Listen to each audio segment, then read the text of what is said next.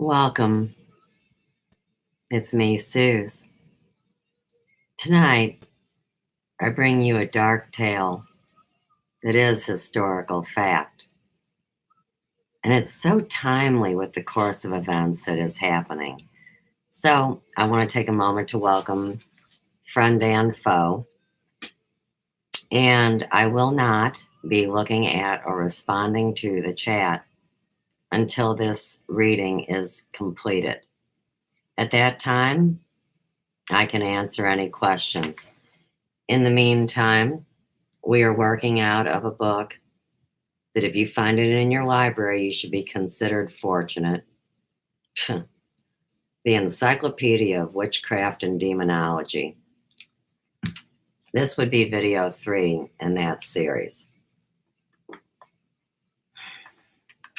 Ways and means to forestall the diminution of potential victims had been broached as early as 1258, when the Inquisition asked the Pope whether it ought not to take cognizance of divination and sorcery. Permission was denied unless the sorcery involved manifest heresy, the detection and removal of which were the Inquisition's primary purposes. After 1320, when Pope John XXII empowered the Inquisition at KRAKEN to prosecute those who worship demons, entered a pact with them, made images, or used sacred objects to work magic, the Inquisition slowly and unevenly developed its concept of witchcraft. Heresy superimposed on magic. Trials for heretical sorcery occurred at Carcassonne in 1330 and 1335, when 74 persons were executed. And regularly thereafter. By 1350, in Carcassonne and Toulouse, the Inquisition had burned 600 persons as heretics for practicing the new sorcery.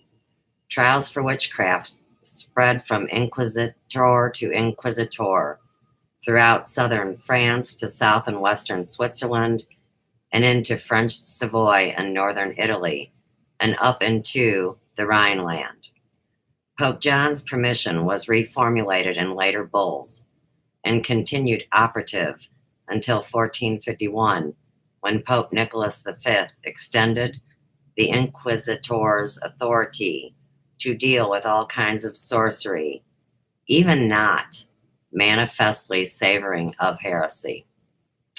Inquisitors were the first to write on witchcraft, including the first vernacular works in French and Spanish. Among others were the Dominion Inquisitors Nicholas Emmerich, Nicolas Jacquier, Jean Venetti, and Girolamo Visconti. Now, the Malicis Maleficarium, printed in 1486, and the most celebrated of all books on witchcraft, was the work of Jacob Sprenger and Henrik Kramer, two such inquisitors. It became the first manual to codify the heresy of witchcraft, as include pact, sabbat, and night flight. A belief that there are such things as witches is so essential a part of the Catholic faith that obstinately to maintain the opposite opinion savors of heresy. The concept of heresy of witchcraft was frankly regarded as a new invention, both of the theologians and by the public, having to hurdle an early church law, the Canon Episcopi, which said in effect that belief in witchcraft and superstitious and heretical, the inquisitors called by arguing that the witchcraft of the Canon Episcopi and the witchcraft of the Inquisition were different. The new witchcraft was certainly a heresy, and the prohibitions of the Canon Episcopi did not apply to it.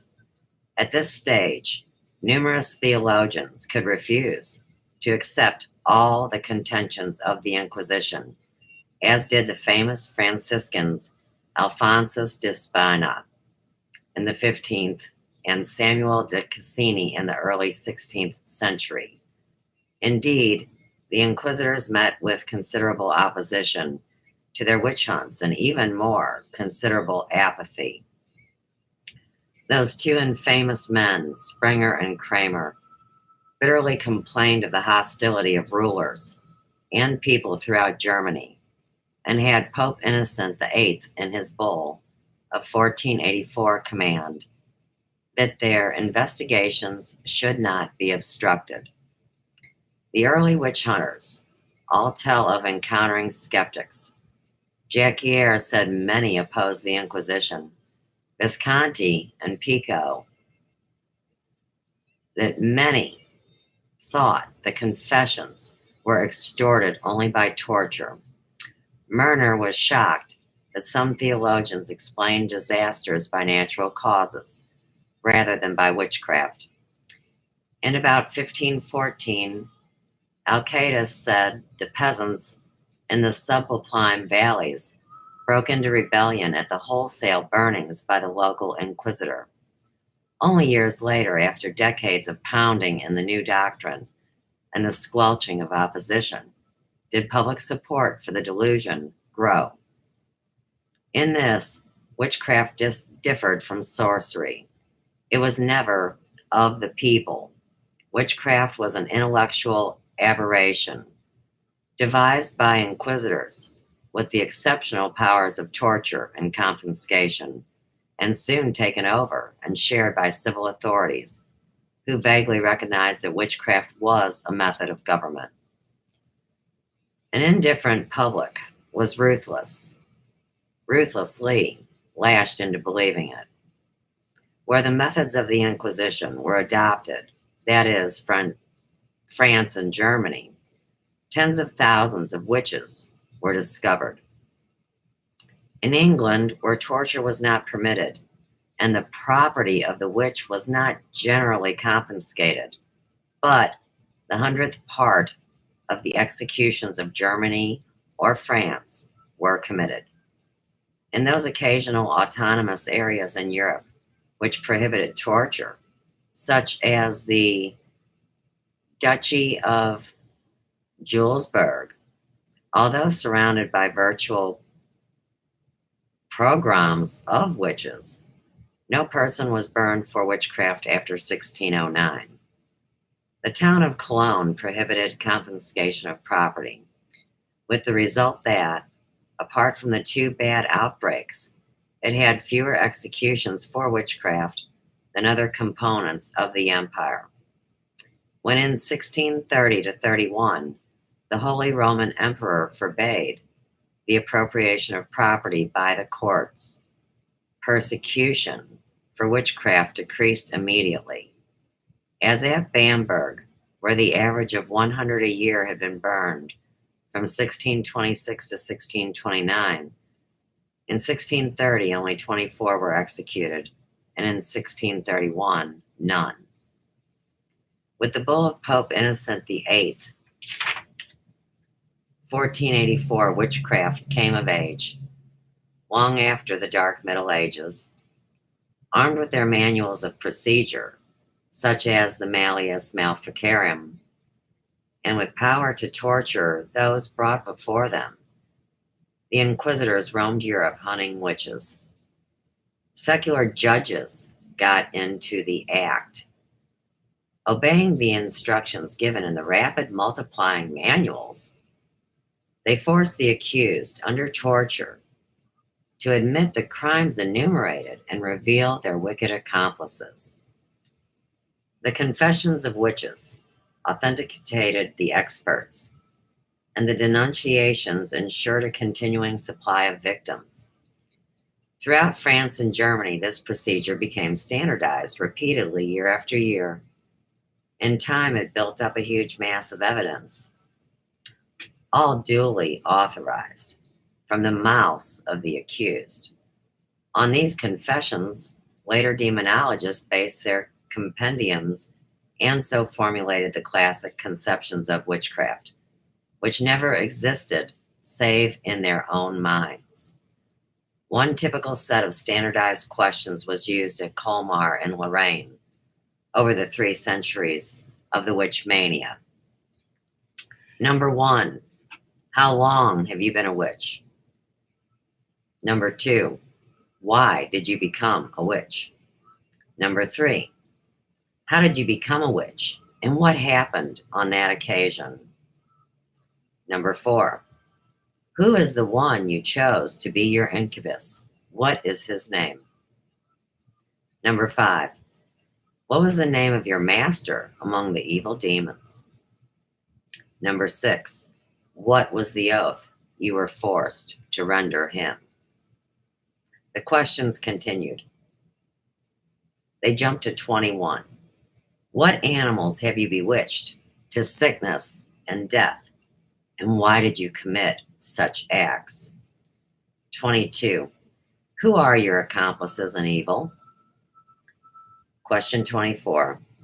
What is the ointment with which you rub your broomstick made of? 26. What tempests have you raised, and who helped you to produce them?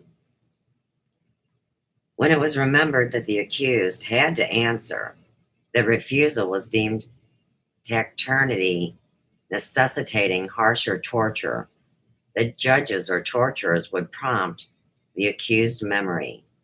The uniformity of confession is no mystery. The nature of witchcraft is best understood by reading court reports of witch trials to see how admissions of guilt were secured. The most detailed were those of the early 17th century, but the procedures were about the same as those of the 16th century. 3 such court records will be briefly noted here. They are described in full in the appropriate individual entries in this encyclopedia.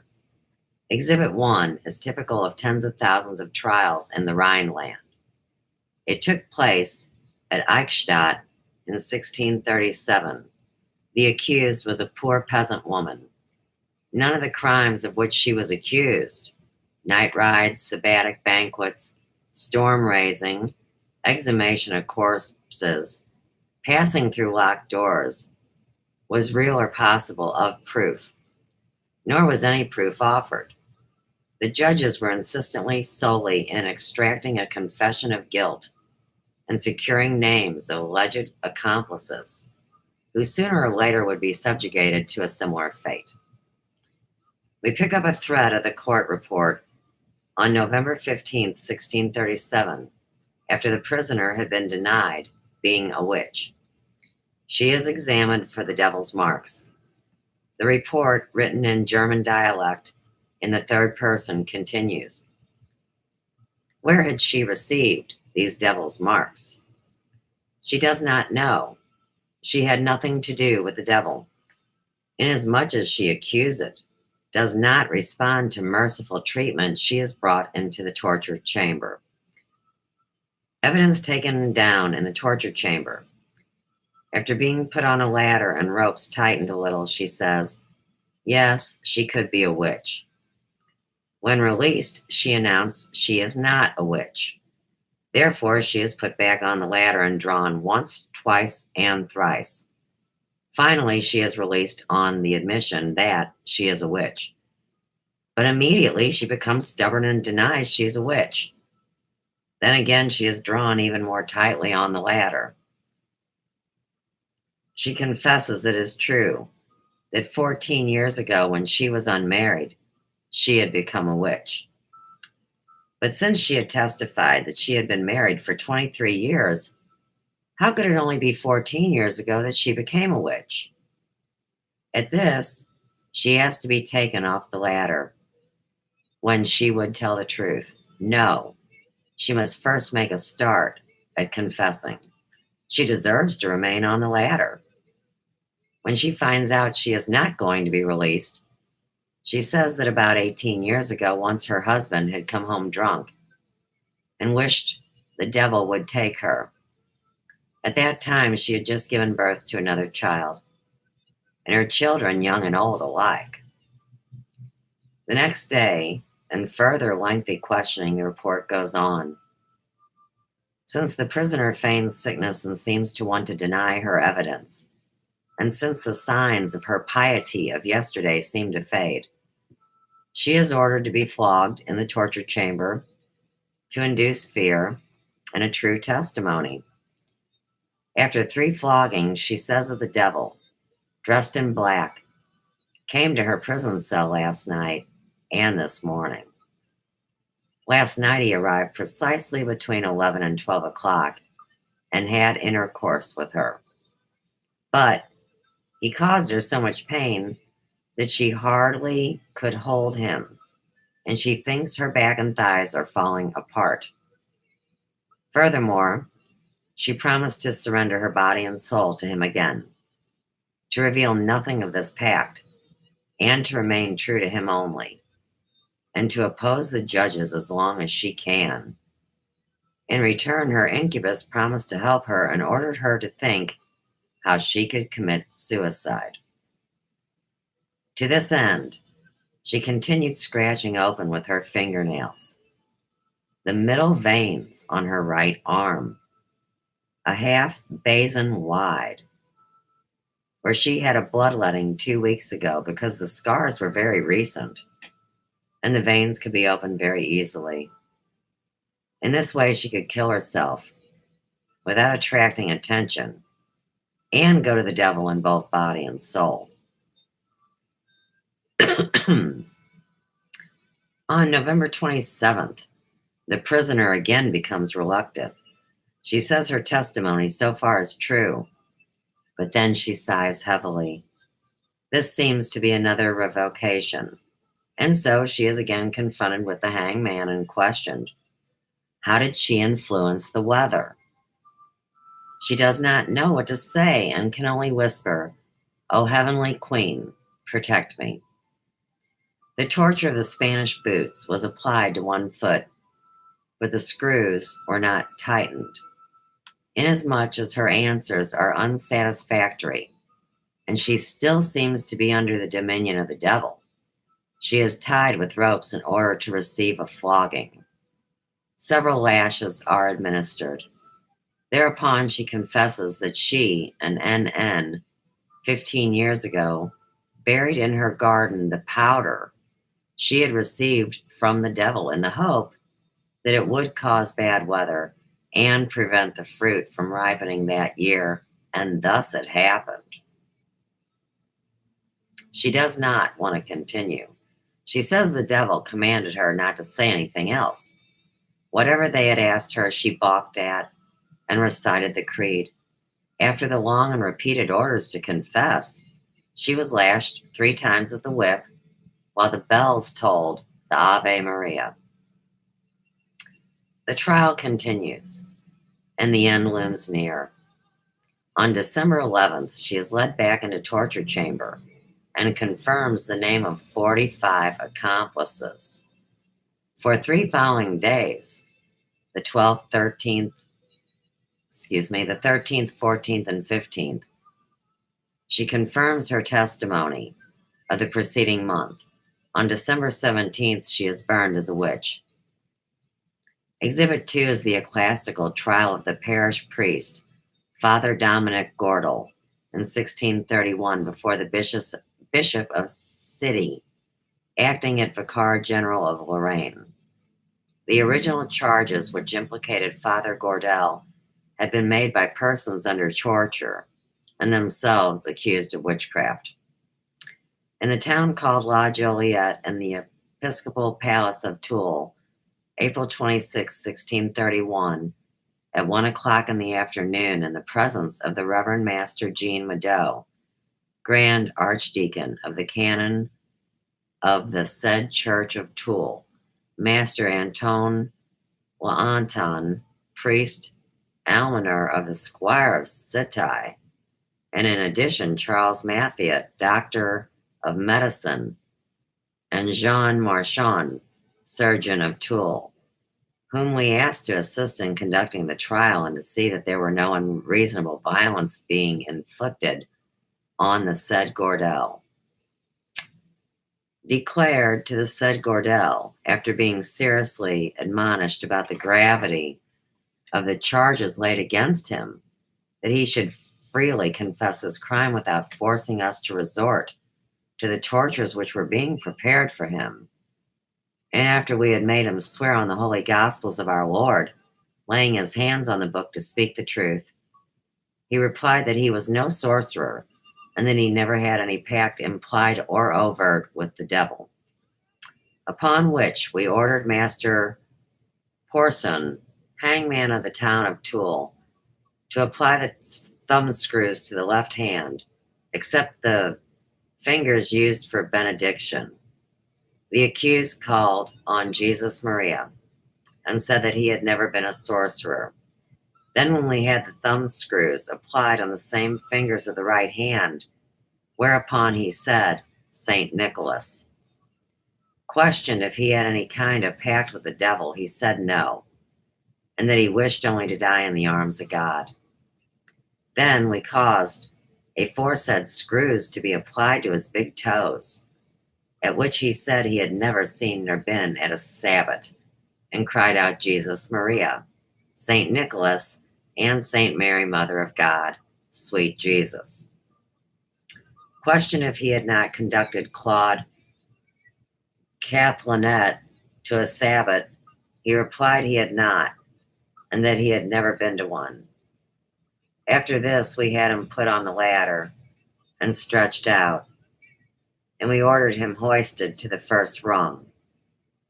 Questioned if he had ever been to a Sabbath and made a pact with the devil, he said only Jesus Maria, adding, I am dying. Admonished to tell if he had ever committed any act of sorcery or pretended to act as a priest, joining persons in matrimony at a Sabbath, he said no. We observed, however, that all this time he had said nothing but Jesus Maria, and that he had never made any compact, secret or open, with the devil, and that he had not been to a Sabbath. Torture was increased, and the Father Gordel was put to the strappado. And while he was hanging by his arms, bound behind his back, the vice was applied. After this, we ordered the vice applied to the left arm, thigh, and left leg. To all this he said he had never been at a Sabbath. And I am dying, I am broken, Jesus Maria, I renounce the devil. With this, we ordered him to be crushed more severely, whereupon he cried that he had told the truth, and that he had never been at a Sabbath, always saying, Jesus Maria, Mother of God, have pity on me. Never have I had any compact with the devil, secret or otherwise. I have never consented to this temptings. Pressed more tightly, he said, Jesus, Maria, Father, everlasting, help me. I am broken. I never saw a Sabbath. I was never at a Sabbath. I renounce the devils and confess the Holy Trinity. I deliver myself into the hands of the good angels. Mercy, I beg God for mercy. Exhibit 3, for an incidental reason, is perhaps the most moving of all the court records, although, again, the procedures are commonplace. In 1628, a burgomaster of Bamberg, the 55-year-old Johannes Junius, was accused of witchcraft by his friend under torture. Like all the other accused, on his first interrogation, he said he knew nothing of the crime of witchcraft. 2 days later, the aforesaid Junius was again without torture exhorted to confess, but again confessed nothing. Whereupon, since he would confess nothing, he was put to the torture. Unique in this case is the letter Junius managed to smuggle out of the jail to his daughter Veronica, wherein he told what happened to him. And then came also, God in highest heaven have mercy, the executioner, and put the thumb screws on me, both hands bound together, so that the blood spurted from the nails and everywhere, so that for 4 weeks I could not use my hands, as you can see from my writing. Thereafter they stripped me, bound my hands behind me, and drew me up on a ladder. Then I thought heaven and earth were at an end. 8 times did they draw me up and let me fall again, so that I suffered terrible agony. I said to Dr. Braun, God forgive you for thus misusing an innocent and honorable man. He replied, you are a knave. And this happened on Friday, June 30th. And with God's help, I had to bear the torture. When at last the executioner led me back to the cell, he said to me, Sir, I beg you, for God's sake, confess something, whether it be true or not. Invent something, for you cannot endure the torture which you will be put to. And even if you bear it all, yet you will not escape, not even if you were an earl. But one torture will follow another until you say you are a witch. Not before that, he said. Will they let you go, as you may see by all their trials, for one is just like another. Then I had to tell what people I had seen at the Sabbath. I said that I had not recognized them. You old knave, I must put the torture at your throat. Say, was not the chancellor there? So I said yes. Who besides? I had not recognized another, so he said, take one street after another. Begin at the market, go out on one street and back on the next. I had to name several persons there. Then came the long street. I knew nobody. Had to name 8 persons there. Then the Zinkenwart, 1 person more. Then over the upper bridge to the Jorthur, on both sides, knew nobody again. Did I know anybody in the castle? Whoever it might be. I should speak without fear. And thus continuously they asked me on all the streets, though I could not and would not say more. So they gave me to the torturer, told him to strip me, shave me all over, and put me to the torture. The rascal knows one on the marketplace, is with him daily, and yet won't name him. By this they meant Burgomaster Dietermeyer. So I had to name him too. Then I had to tell the crimes I had committed. I said nothing. Hoist the knave up.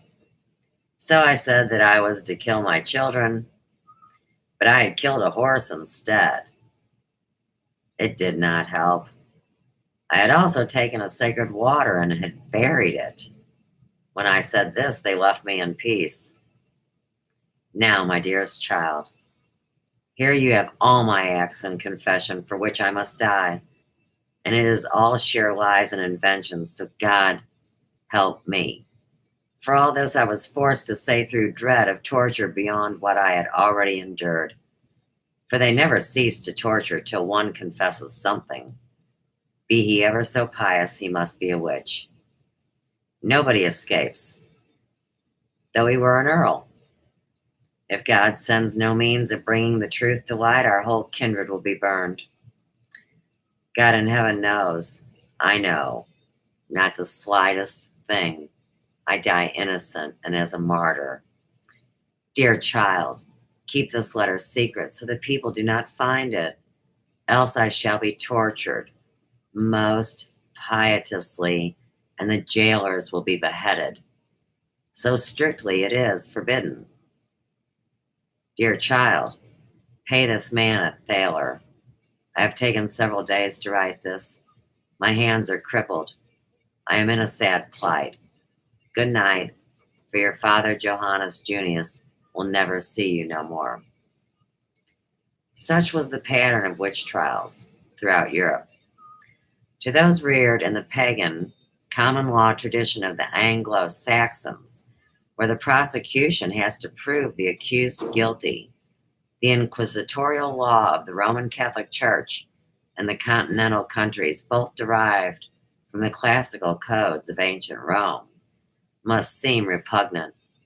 The accused had to prove himself innocent, otherwise his guilt was assumed. In crimes of conscience, that is, of course, impossible.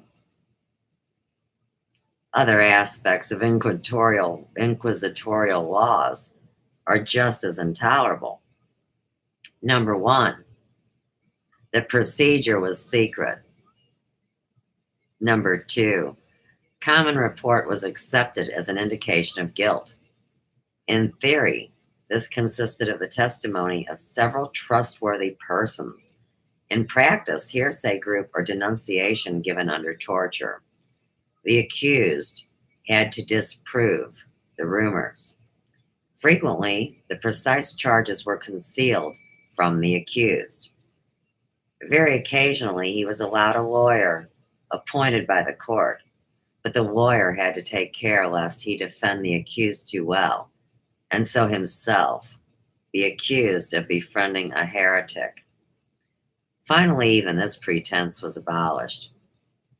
Witnesses or informers were kept secret, but if they desired, they might confront the accused. 5.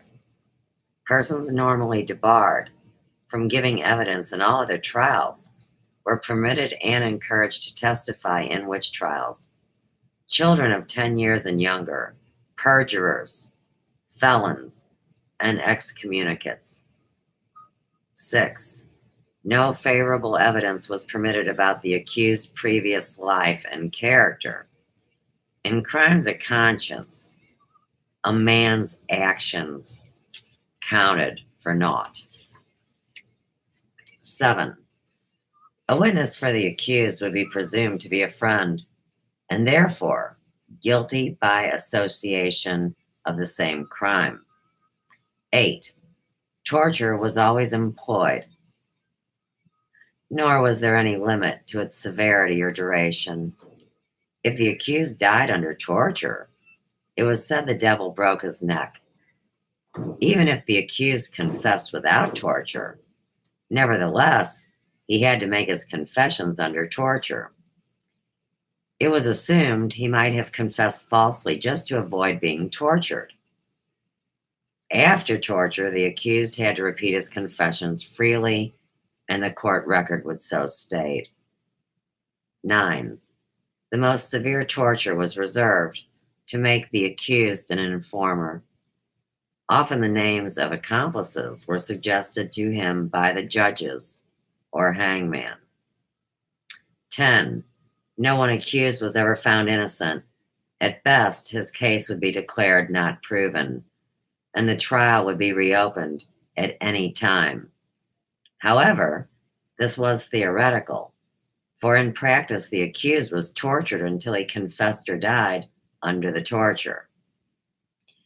The procedure of a witch trial, a crimen exceptum, an exceptional crime, was therefore accurately summarized in 1580 by Jean Bodin, as observed in the beginning of this introduction.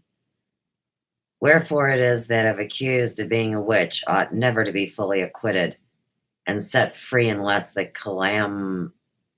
calumny of the accuser is clearer than the sun, inasmuch as the proof of such crimes is so obscure and so difficult that not one witch in a million would be accused or punished if the procedure were governed by the ordinary rules. Victims kept silent about the methods used to force them to become informers, for any attempt to make a public recantation of the falsity of their denunciations brought on an even more grievous torment. Such relapsed or obdurate victims would forego the customary clemency of being strangled or being burned. Occasionally, a witch confided his perjury to his father confessor, who left some brief record. One such, now lost and known only by a description in a book, which itself had survived in a single copy, was made about 1630 by an obscure clergyman of Hirschberg near Paderborn, Michael Staperius. He counted a typical answer from which whom he urged to retract the false witnessing. I was tortured, and I was asked, "What do you know about so and so and so and so who live by the cemetery?" I was asked so often that I could not help believing what people he, the Inquisitor, wanted me to denounce. So I mentioned the names of the persons about who people had been whispering. But I really don't know anything bad about them.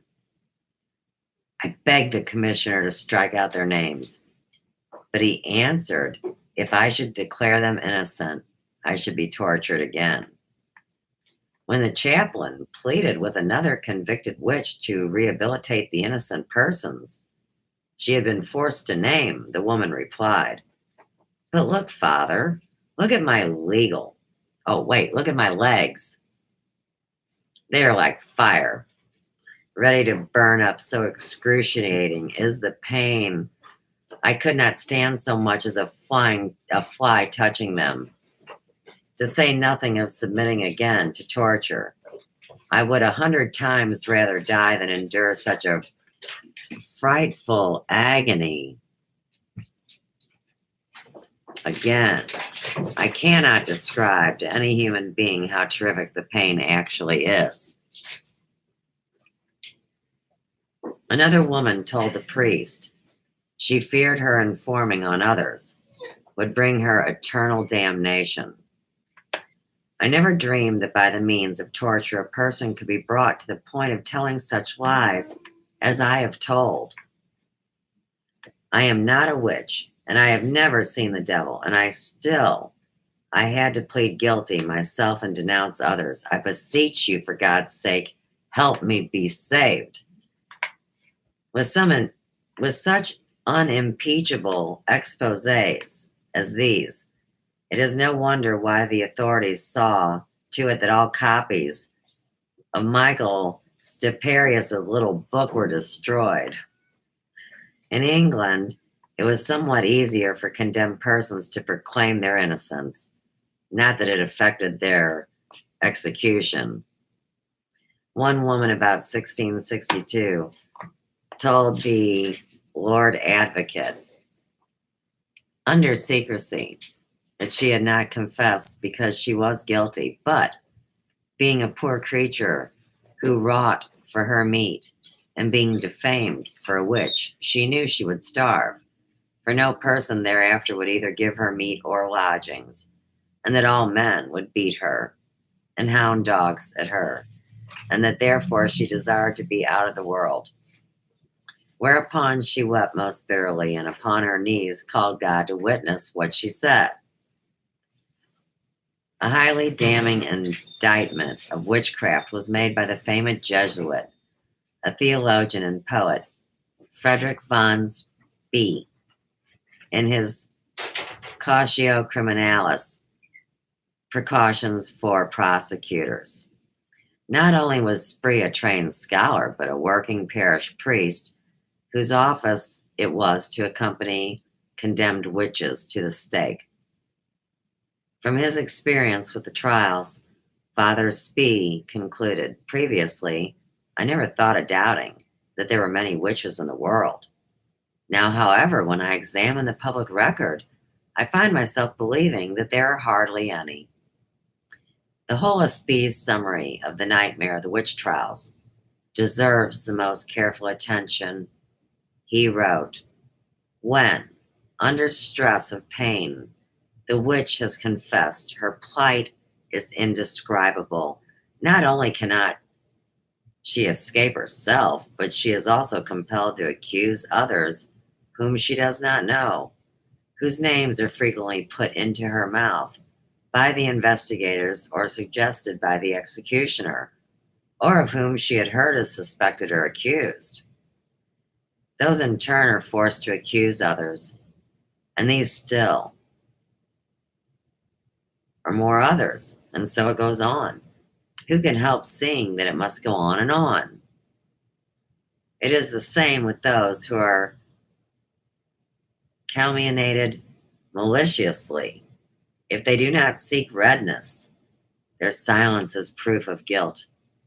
If they do seek it, the calumny is spread, suspicions are aroused, and it becomes common fame.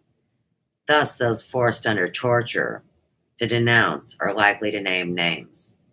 From all which follows this corollary, worthy to be noted in red ink, that, if only the trials be steadily continued, nobody is safe, no matter of what sex, fortune, condition, or dignity.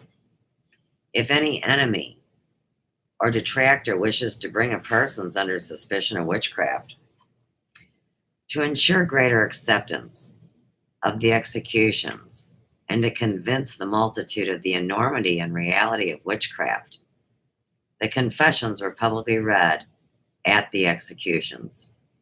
In Germany, the court scribe used his notes of the questions and answers to write a formal relation, which had to be signed by the accused as a voluntary statement of guilt.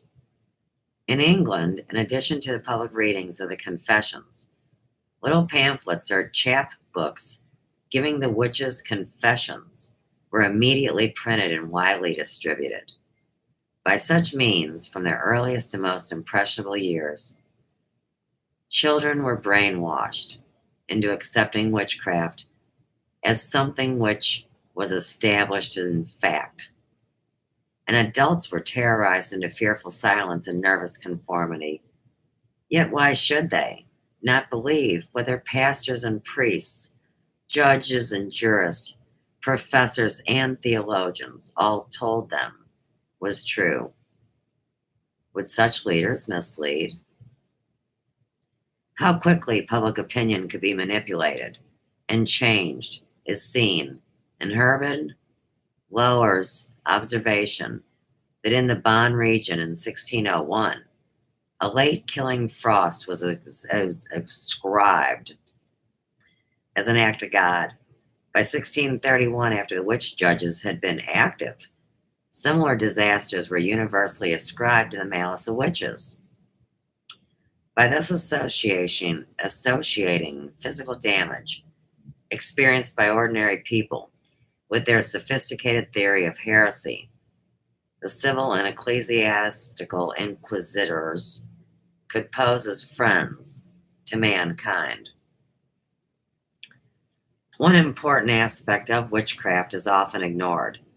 By the beginning of the 17th century, witchcraft had developed into a vested interest as an industry. The courts, secular and religious, were self-sustaining. The witcher, his relatives, paid for the salaries and prerequisites of the judges, court officials, torturers, physicians, clergymen, scribes, guards, attendants. Every act of torture, every banquet which the judges held, whenever a suspect appeared before them, the very food the prisoner given was, the prisoner was given, was paid for. It had to be.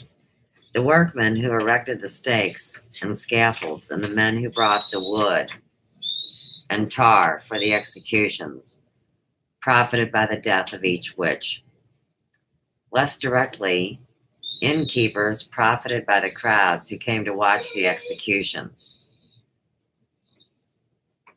The need to keep the organization functioning and thereby providing a livelihood for so many people was a major factor in the insistence that witches be tortured into confessions.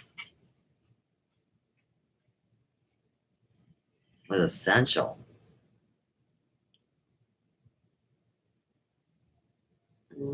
Okay. The witches be tortured into confession and denunciation of accomplices for a supply of potential victims was essential. Wretched creatures are compelled by the severity of the torture to confess things they have never done, said Father Cornelius Luce in 1592. And so by cruel butchery, innocent lives are taken, and by a new alchemy, tag this, gold and silver are coined for human blood. The big business aspect of witchcraft was explicitly censored by a canon of Treves Cathedral in the early 17th century. Canon Linden noted how, as at Bonn, a season of severe damage to the crops now incited animosity to any suspected of working harm. This movement was promoted by many in office, who looked for wealth in the ashes of the victims. And so, from court to court throughout all the towns and villages of the diocese, scurried special accusers, inquisitors, notaries, jurors, judges, constables, dragging to trial and torture human beings of both sexes and burning them in great numbers. Scarcely any of those who were accused escaped punishment, nor were even the leading men spared in the city of Treves. For the judge, 2 burgomasters, several concilors, and associate judges were burned. Canons of sundry collegiate churches, parish priests, rural deans were swept away in the ruin.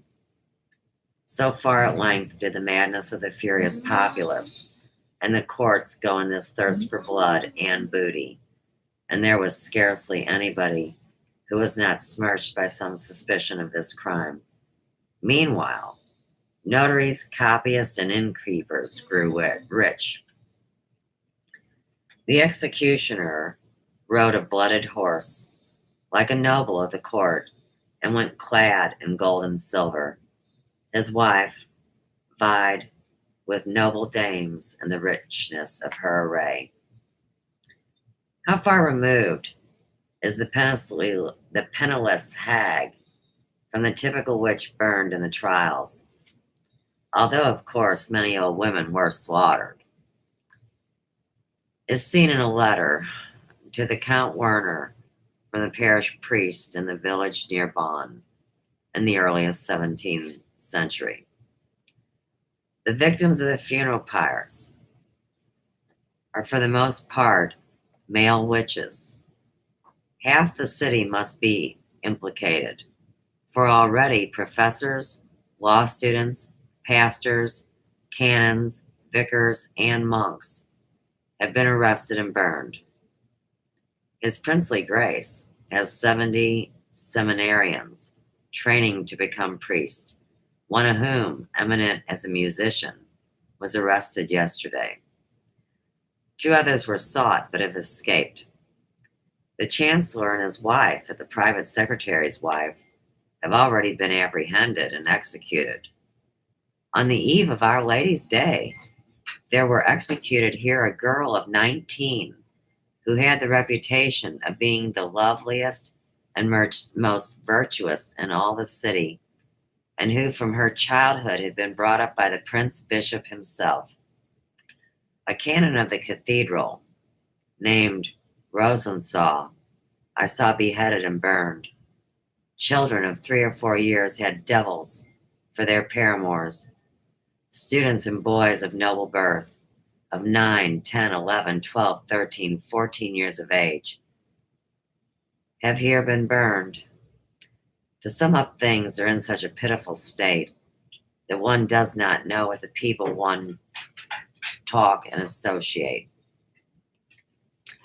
While providing a living for those connected with the trials, the property of the condemned witches also yielded expensive booty for whatever local authority had jurisdiction. After paying the expenses, the property of the witch was confiscated either by the autonomous town, the local nobleman, the king, the bishop, or the Inquisition. Sometimes several courts, secular and ecclesiastical, shared the loot. With such an easy source of funds, it is not strange that the leaders of Germany and France for a long time content to let witch persecutions continue. To a century which is seen and is forgotten, Belsen and Ladis, and the annihilation of an estimated 15 million humans being in 5 years by the Nazis. The cruelty and injustice of the witch judges may seem inconsequential. It took 200 years to burn, at a conservative estimate, 200,000 witches. Obviously, in respect to genocide, witchcraft cannot be compared to fascism. But in another respect, the theory of witchcraft was worse than fascism.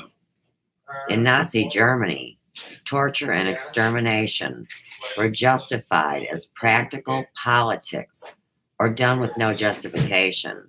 Nazi apologists did not appeal to Christianity. At the most, they synthesized an emotional mysticism and spurious reasoning. Furthermore, in the rest of the world, the majority of the spiritual and intellectual leaders were firmly opposed to fascism long before the outbreak of war. What makes witchcraft so repellent and morally lower than fascism is that throughout civilized Europe, in every country, with the possible later exception of Holland, the clergy led the persecutions and condoned them in the name of Christianity, while the lawyers and judges and professors abetted them in the name of reason. One courageous judge, Herman Lower, at length became so horrified at the witch persecution in which he had taken part that he expressed dissent. He barely escaped with his family from Germany to Holland in 1636, but for fear of reprisals, he delayed 40 years until he was 81 before publishing his account of the trials. Lower asked, "Who would assume such a dangerous task? Should anyone undertake it out of Christian charity, then people would somehow manage to prevent him from being heard. And if he were heard, then those who began the unjust burnings would cry out they mistrust that he is a witch patron." Nor was repression the idea of just a handful of sinful individuals. It was the official policy of the churches, Roman Catholic and Protestant, some of the last to keep the delusion alive long after it had been rejected by the other leaders of society, were to be found among the clergy. Richard Baxter made a good example. A renowned Presbyterian teacher in 1691, he wrote his Certainty of the World of Spirits, a work in support of belief in witchcraft. At a time when his contemporaries were opposing the delusion, Baxter came down on the side of superstition and obscurantism. The men on the side of humanity were those priests and ministers who revolted against the religion, often in the process suffering as witch lovers, along with those skeptics labeled by their opponents as Sadducees and atheists. Shaming the cowards and addleheads, the psychopaths and opportunists, these people showed the alternative way. They shine like bright stars, redeeming one's faith in human nature on a key issue of the 16th and 17th centuries. Do you or do you not approve the trials, the methods used to produce confessions, and the whole apparatus of witch hunting? Only a few replied nay. These men, the witch defenders, had become the real enemy. Witches a mere pretext to attack them for discussing a condition of society and reaching their own conclusions. These courageous few shook off the burdens of credulity and opened the way for the age of reason and new mental horizons free from thought control.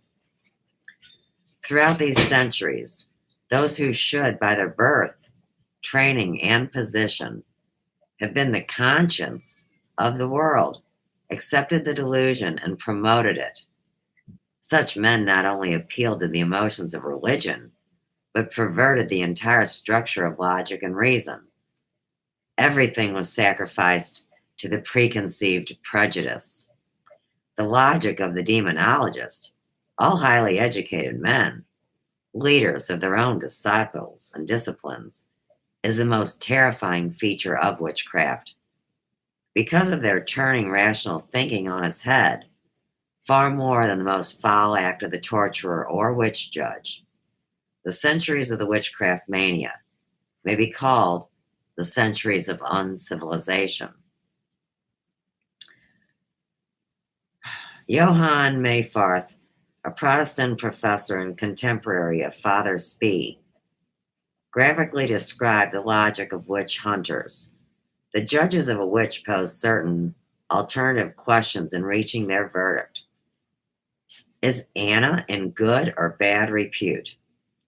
If in bad, she is a witch. If in good, she is undoubtedly a witch. For witches always seek to be well thought of. Anna is arrested. The judge asked if she is frightened or not. If yes, she is a witch. If not, she is just as certainly a witch. For witches have always represented themselves as innocent.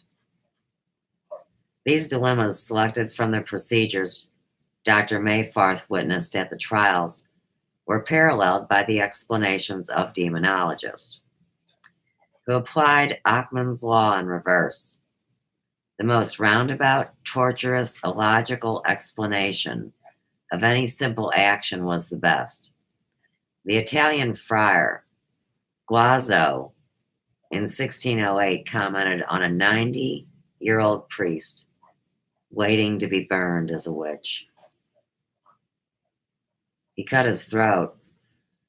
The explanation that an old man, after torture and in a desperation at his impending fate, committed suicide was not acceptable. Guazzo told what really happened. A demon appeared to him and tempted him so that he cut his own throat with his knife.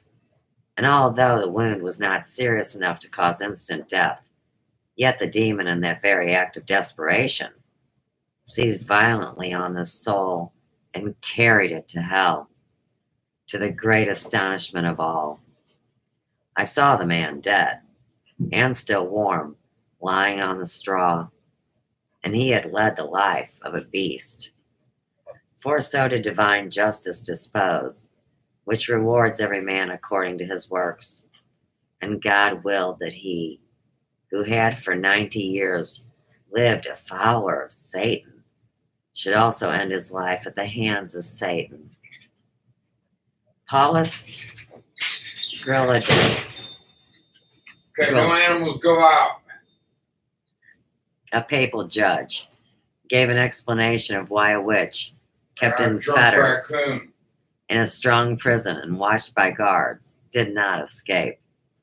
The devil, said Grillandus, could very easily help the woman change her shape and crawl through the keyhole. But the reason why no witch can escape from prison is that when the devil had once gotten control over them, he is eager that they should be put to death, in order that they should escape him by recanting and penitence. The Inquisitor So no animals outside. Ptolomeo So I can get this. Spina explained why oxen left unattended and killed by witches are later found in their original condition, apparently unmolested. Witches, said Spina, slay the ox and feast on it, and then, with the help of the devil, put back the skin over its bones and revive it. The most common slay of the demonologist was explaining how a woman could be watched in her bed by her husband during the whole night and still be miles away at the devil's sabbat. This marital deception might be achieved in several ways. The witch could leave a pillow and bewitch her husband into imagining it his wife. Or the devil might impersonate the body of the woman while she was away. In 1515, a Milanese lawyer could ask the obvious question: why not rather presume the demon to be with his demons and the woman with her husband? Why invent a real body in a fictitious Sabbath and a fantastic one in a real bed? A few years later, no one could pose such a question and expect to escape judgment. When the majority of educated men think in such a frame of reference, and the majority of poorly educated men follow them, humanity's chances for survival become dim. Other facets of witchcraft discussed in this book may be far more striking and sensational than these intellectual perversities. The detailed analysis of the techniques of copulation between devils and humans, the odd survival into the 20th century of a belief in noisy demons or poltergeists, the account of werewolves and vampires, the description of epileptic children considering suffering from demonical possession, the flare-up of a sophisticated Satanist in the black masses, said the courtiers of Louis XIV. Just because they are sensational, not disturbing, and escapist, their aspects of witchcraft generally dominate the average book above witches. As absorbing and valid as they all indeed are, these subjects do not give the essence of witchcraft or reveal its real horror.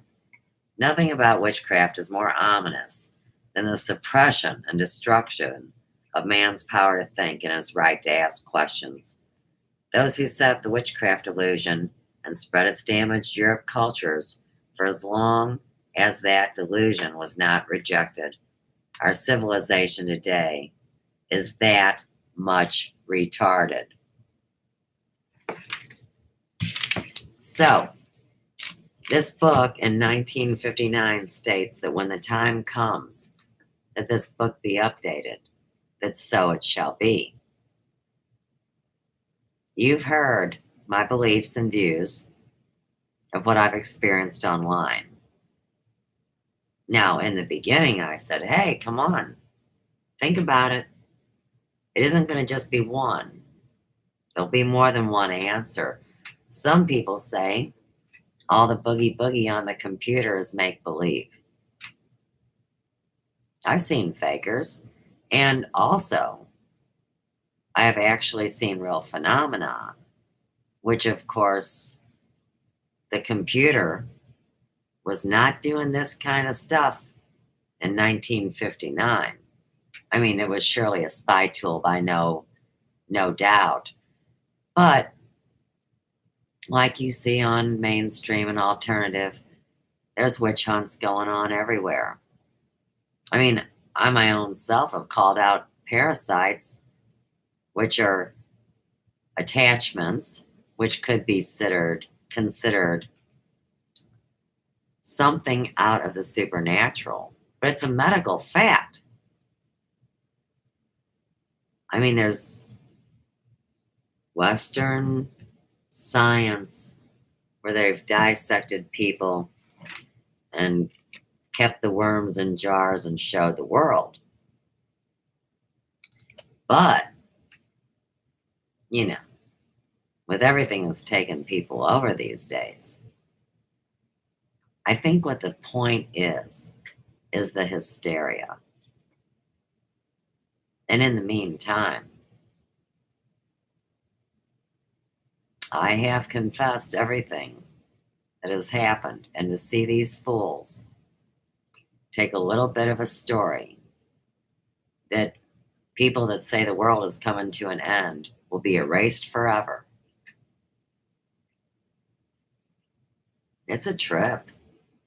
And of course, here again, it's very upsetting to people, but don't people love a good, scary horror flick?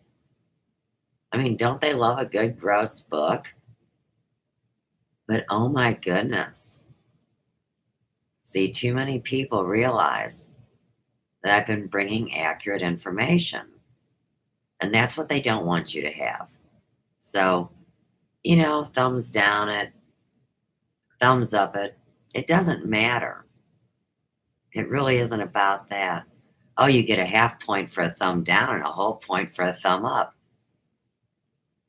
Here again, it doesn't matter. These points could definitely work against you if you are running a corrupt system. And here again, they can actually point you to the people that are causing the hysteria and the witch hunt. Now, before I look at the chat, I do want to say also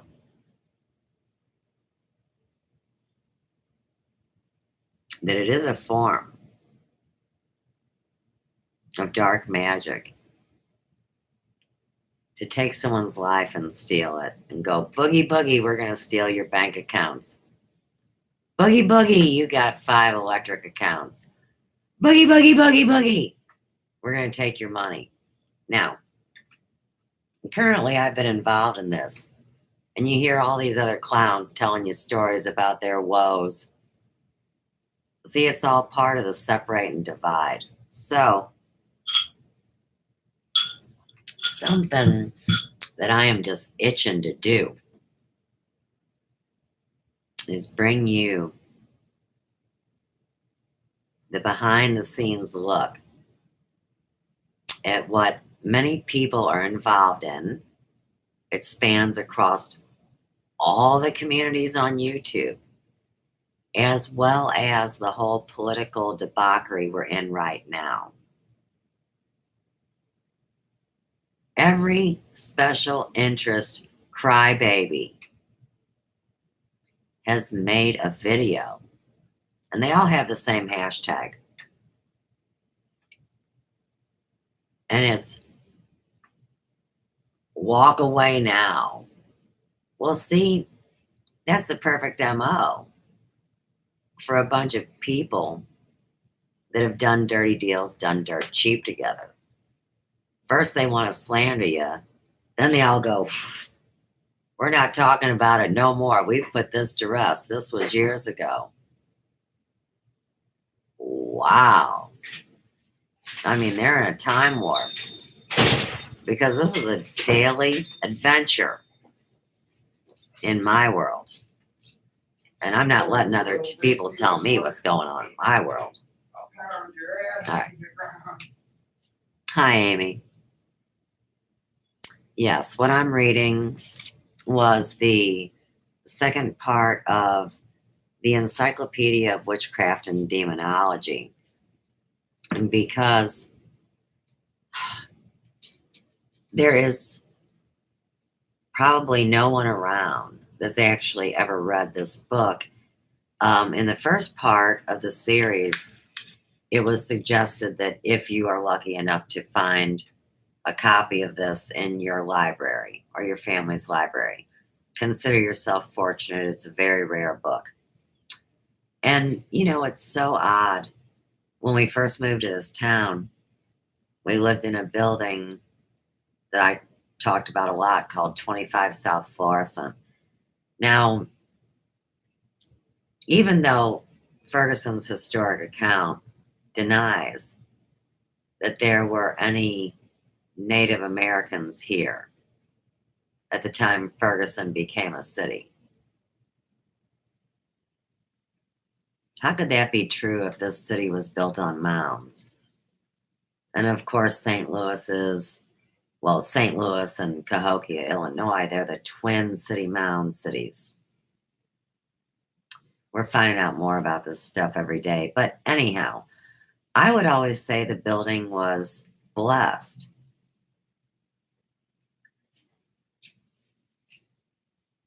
In a way, it was cursed because the building hasn't been legal for occupancy since 1985, but certain people get in and certain people don't. So it's almost like a club or a coven or a cult. Hey, come in here over in this green room or in this Discord and you can be in here, but, we can't let anything get cleaned up or let it be right for everybody. We're just going to keep this, you know. And that's kind of how that building was. But this book either came out of that building along with many others that I've shared. There was a closed down coffee house, and every wall, you know, like the perimeters of the walls, had books lined up. And sometimes it'd be as much as waist high, and other times it was as high, you know, as your hand could reach if you're standing to place a book. Some of these books were too smelly, too old, too wet, too broke. But we spent a lot of hours finding some incredible books from that building. And if I didn't get this book from that building, I probably was fortunate enough to get this book at the Ferguson Library book sale, but I think they would have looked at me even worse than they do if I bought it from there, so I doubt it was the library. Not really sure. The good thing I liked, though, is that I was embarrassed and terrified of this book before I opened it. But once I opened it, it actually not only brought key evidence and shows why anybody would secretly gang stalk somebody and find them guilty before they were ever allowed to present their proof, evidence, legal documents, etc., etc. And let's not forget about the land patent and, you know, the theft of all things, because remember, they'll just take all your shit for being accused of something you didn't do. Man, that sounds just like the internet. Now,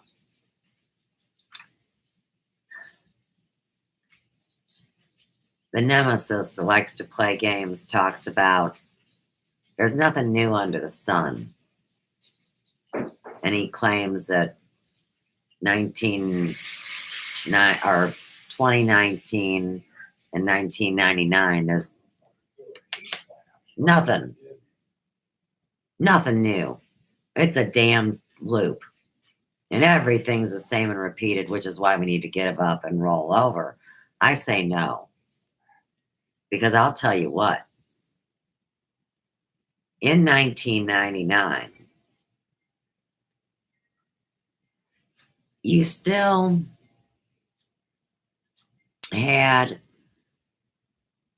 a little bit of autonomy on the computers. That means that your avatar, your alias, could do a lot of dirty deeds.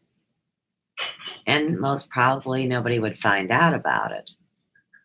Now, I'm telling you true, that by 2010, that had changed. And why do I say that? Well, because YouTube opened its doors in 2006, and there was a whole other sea of entities that came to play. And I can also assure you that if you've been around any time online and watched YouTube, you would have never seen all your favorite podcasts and shows done in a video game format. And like I've reported too, the misuse of these video games, that will go down in history as well. And whether it's a U.S. bank fraud department that's actually been mirrored and has hackers doing their dirty work, or whether it's here in this world where someone that isn't even a real human steals my identity, claims my address, and Lord knows what else. And even people that say that are your friends on Facebook have webinars on your stolen page and say hi. See, that wasn't around in 1999, now was it? The computer was still being used differently. So, if we take that subject, we can surely see where this book would need to be updated. Because whether you want to say it's CERN, and we've discussed this, or whether you just want to realize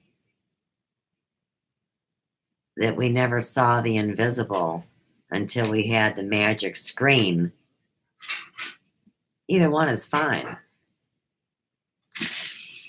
All I know is it's a hell of a story.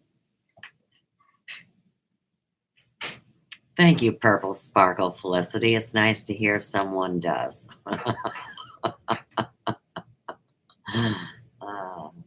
You're welcome, Amy.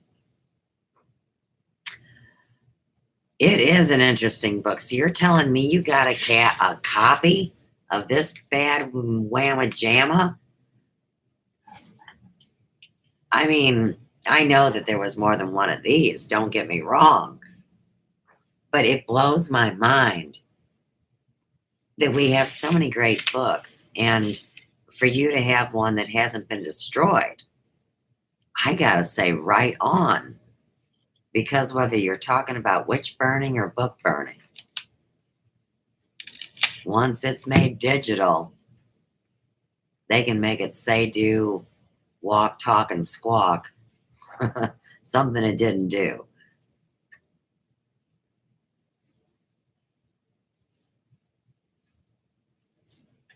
Thank you, Amy. And that really is true. My story cannot change because the witness has been true. It's been logged in current time as we go along. And so there's always something new. For the first time today, I took someone's ding-dong response, and I didn't allow it into the comments. But at the same time, I did apologize to said ding-dong. And you know what it is? And this is on any subject, not just the never-ending story that I've logged in over 5 years.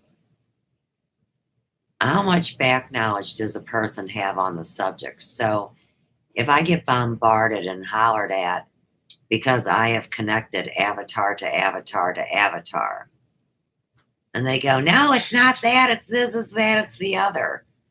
How much energy do you think that I should exert to remind said ding-dongs that they have these, voice machines that can make your voice sound different, and they have veils that they can place over the person so they wear masks or biometrics like we've talked about, the gray man avatar, and poof, the actor jumps into it and animates it, and off it goes.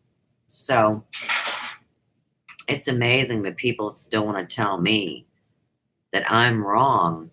And I have to ask them, how much knowledge or experience do you have on the subject?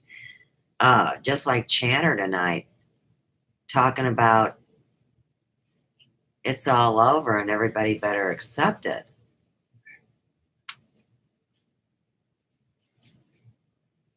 There's so many new things going on, and even though I sit at the brink of destruction myself, I still keep that faith and hope that it has not ever been my timing.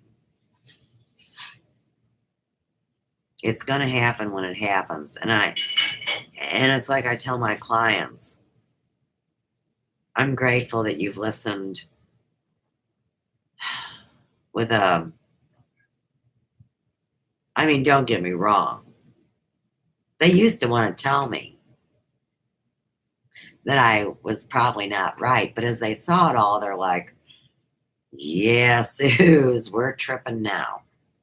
Kind of like at the bank, when the guy that told me my credit cards were fine and functional, and he's the highest up at the bank, and then I go over to Walgreens and they don't work, he's terrified.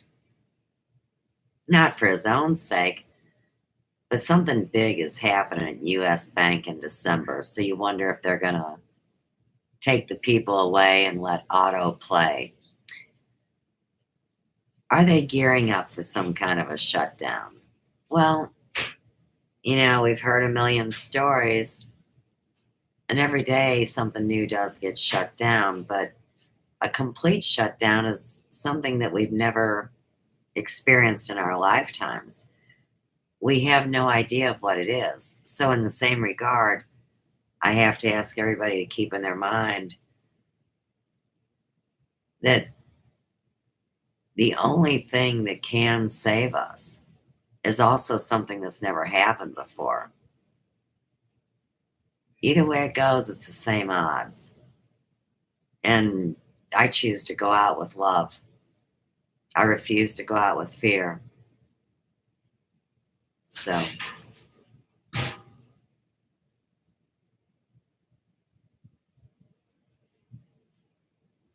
right, it's not over. And there's too many fat ladies. And you know how they used to say it's not over till the fat lady sings?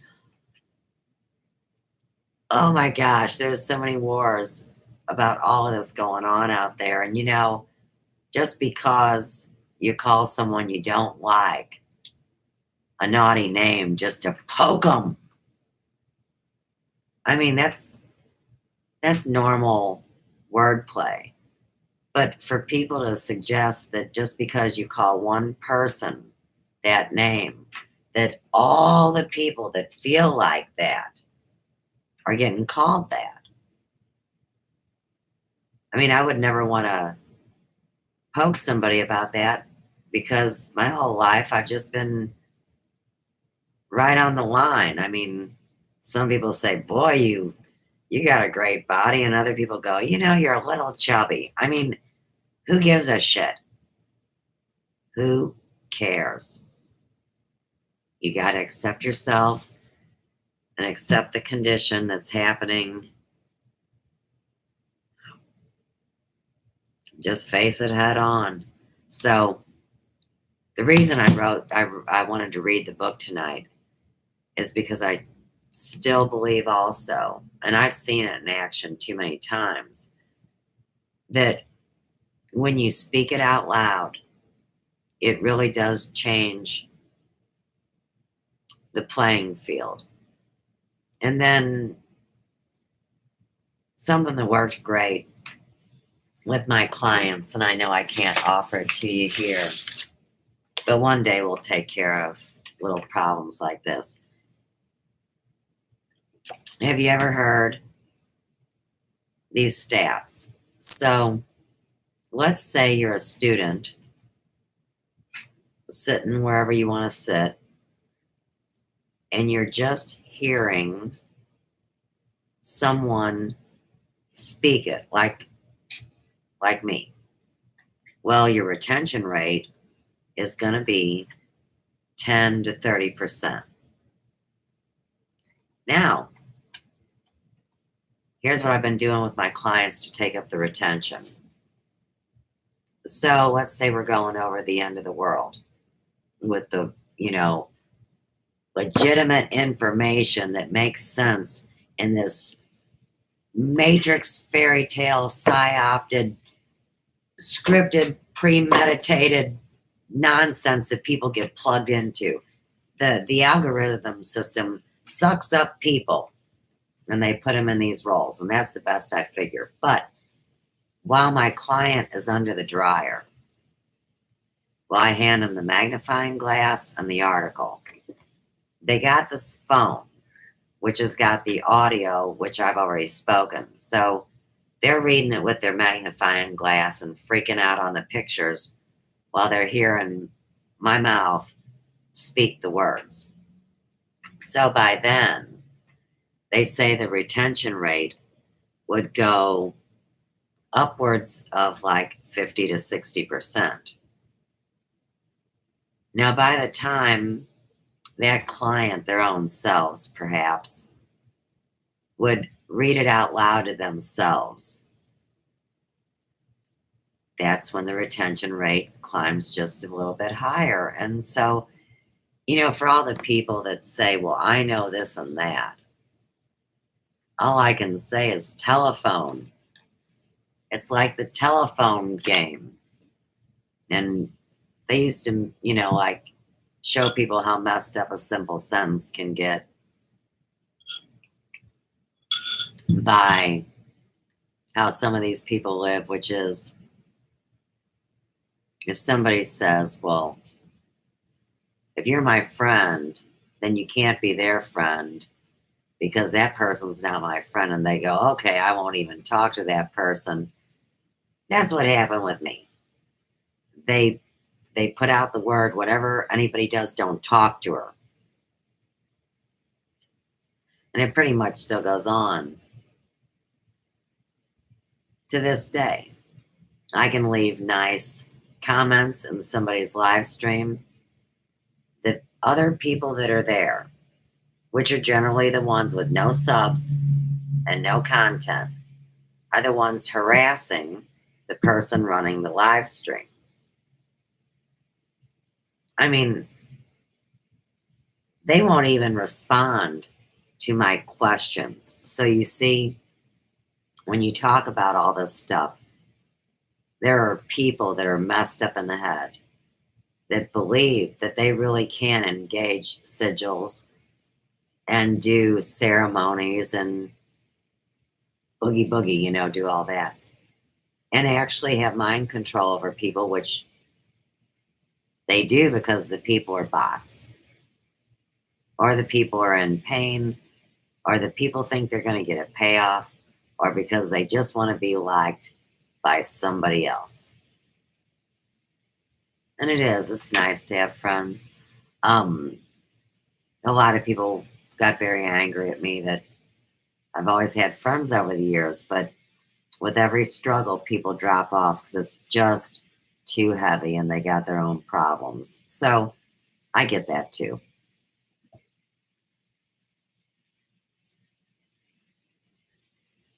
Right on, Amy. I look forward to the time I can be a lot more up close and personal with people. And I don't want to say it's nice to see you when I can't look you in the eyes. And I don't want to tell you who someone is until they present themselves and I can see them clearly face to face and know that they are who they say they are. Because otherwise, as we're finding out, they're not.